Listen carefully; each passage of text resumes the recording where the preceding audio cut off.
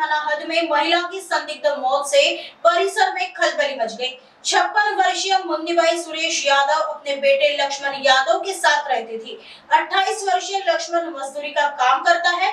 उसके पड़ोस में बड़ा भाई परिवार के साथ रहता है। बुधवार रात करीब 8 बजे के दरमियान मुन्नीबाई की मृत्यु हो गई।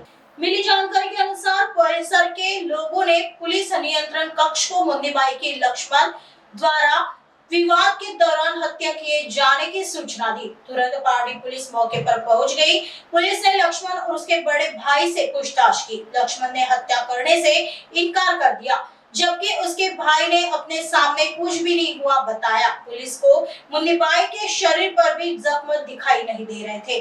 पुलिस ने शव को में अस्पताल रवाना कर देर रात आकस्मिक मृत्यु का मामला दर्ज किया। पोस्टमार्टम रिपोर्ट के आधार पर पुलिस आगे की कार्रवाई करेगी। दिनांक 26/2/2025 रोजी संध्याकाळी 7:45च्या दरम्यान 7:45 वाजताच्या दरम्यान एक कॉल आला होता की तिथे महिला मेलेली आहे संशयास्पद, म्हणून आम्ही घटनास्थळी गेलो। पुनापूर रोड, कटरे सोसायटी, पारडी येथे ती नागपूर येथे ती घटना होती आणि त्या ठिकाणी जाऊन आम्ही खात्री केली असता मयत जी महिला होती त्या महिलेचे मुलं हे आम्ही तिथे चौकशी केली आणि मयत महिलेचे आम्ही शव ची जेव्हा पाहणी केली तिथे कोणत्याही प्रकारचं तिला कोणतेही जखम नव्हते किंवा कोणत्याही प्रकारचा रक्तस्राव नव्हता आणि अशा परिस्थितीमध्ये तिला आम्ही हॉस्पिटलला मग मेयो हॉस्पिटलला पोस्टमार्टमसाठी पुढील म्हणजे कार्यवाहीसाठी रवाना केलं। दरम्यानच्या याच्यामध्ये जो मुलगा आहे तिचा मोठा मुलगा आणि छोटा मुलगा आणि सून हे शेजारी राहतात आणि ते तिथेच तो जो छोटा मुलगा आहे तोही तिथे तिच्या आईसोबत होता आणि तिथे त्यांची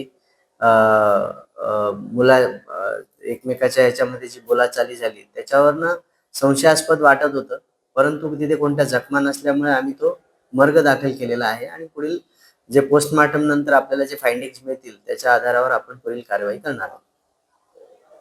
त्याच्यामध्ये मृतक जी महिला आहे तिचं नाव आहे मुन्नीबाई सुरेश यादव, वय वर्ष 57 वर्ष आणि जो मुलगा आहे त्याचं वय मोठा जो आहे तो राजू सुरेश यादव आणि जो छोटा मुलगा आहे तो लक्ष्मण सुरेश यादव, त्याचं वय आहे 28 वर्ष।